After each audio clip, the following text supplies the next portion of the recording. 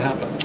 Well, as you know, Queensland has been affected throughout the past few months by really terrible flooding, and thousands of homes have been flooded, businesses affected throughout the last few months, really in the winter.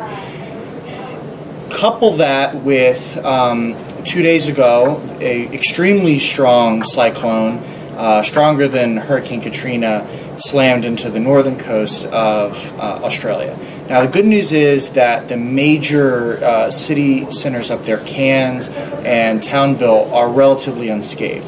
However, there's many smaller communities along the coast, a lot of tourist communities, because it's right where the Great Barrier Reef is, have been severely affected. So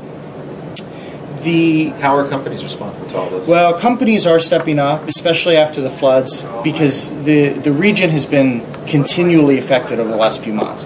And so there are a number of companies that have operations in Australia. A lot of banks have stepped up. A lot of the mining companies that have operations there have stepped up.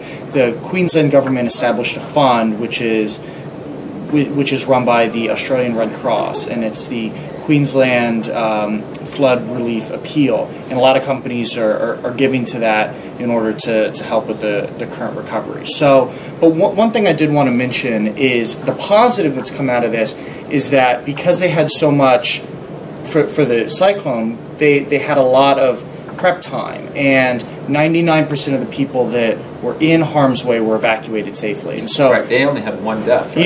Yeah. So I mean, really, with such a strong cyclone, it really goes to show you that when you do those adequate steps to prepare, you can fight against death and damage. So that is the big positive that came out of it.